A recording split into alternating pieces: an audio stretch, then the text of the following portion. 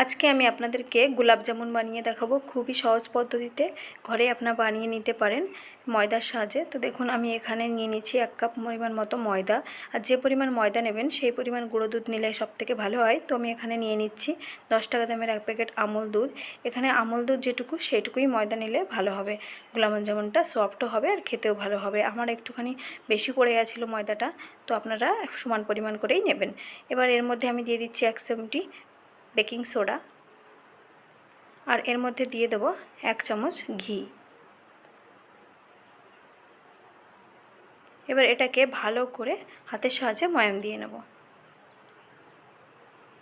তো দেখুন আমার ময়দাটা ময়াম দেওয়া হয়ে গেছে। এবার আমি আগে থেকেই দুধ জাল দিয়ে ভালো করে ঠান্ডা করে নিয়েছি। এবার এই ঠান্ডা দুধটা এর মধ্যে দিয়ে দেব, দিয়ে ভালো করে একদম নরম করে ডো রেডি করে নেব। তো প্রথমে আমি একটা চামচের সাহায্যে প্রথমে ভালো করে মিক্স করে নিচ্ছি দুধটা দিয়ে।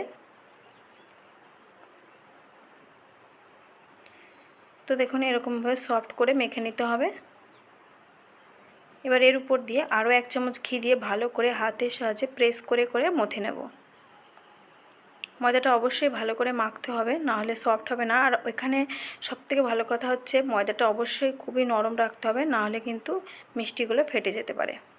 তো এবার আমি এখানে ঢাকা দিয়ে আমি এবার চিনির শিরাটা রেডি করে নেব। তো দেখুন এখানে আমি দিয়ে দিচ্ছি 1 কাপ পরিমাণ চিনি, 1 কাপ চিনি আর 3 কাপ জল।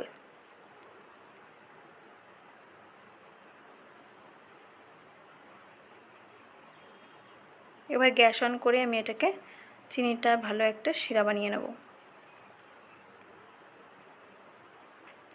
এবার এখানে আমি 3টে এলাচ গুঁড়ো করে থেতো করে আমি এর মধ্যে দিয়ে দেবো ফ্লেভারের জন্য। অবশ্যই এটা দেবেন, এতে কি হয় টেস্টি হয় আর ফ্লেভারটাও বেশ সুন্দর হয়। এবার যে ময়দাটা আমি মেখে রেখেছিলাম দেখুন এইভাবে পাকিয়ে এর মধ্যে একটা নকুলদানা ভরে ভালো করে গোলা পাকিয়ে নেব। মিষ্টিগুলো দেখুন কিভাবে গোলা পাকিয়ে নিয়েছি। এখানে আমি একটু ভুল করেছিলাম, যে ময়দাটা আমি একটু শক্ত হয়ে গেছিলো বলে দেখুন মিষ্টিগুলো যেই কড়াইতে দিয়েছি অমনি একটু ফাটা ফাটা মতো হয়েছে। আপনারা অবশ্যই আরও সফট রাখবেন ময়দাটা, দুধ একটু বেশি দিয়ে, নাহলে প্রবলেম হবে। তো দেখুন আমার এখানে চিনির শিরা রেডি হয়ে গেছে। আর মিষ্টিগুলো আমার ওদিক থেকে একটু লো ফ্লেমে লাল লাল করে ভেজে নেব। এদিকে আমি মিষ্টি শিরাটা একটা কড়াইতে দিয়ে এবার মিষ্টিগুলো দেখুন এর মধ্যে দিয়ে আমি 2 মিনিট মতো হাই ফ্লেমে জাল করে নেব। তারপর 5 ঘন্টা মতো আমি ঢাকা দিয়ে ভালো করে এইভাবে ঝোলে ভিজতে দেবো। তো রেডি হয়ে যাবে আমার গোলাপ জামুন। তো দেখুন রেডি হয়ে গেছে আমার গোলাপ জামুনগুলো, খুবই ভালো খেতে হয়েছে, একদম সফট আর তুলতুলে।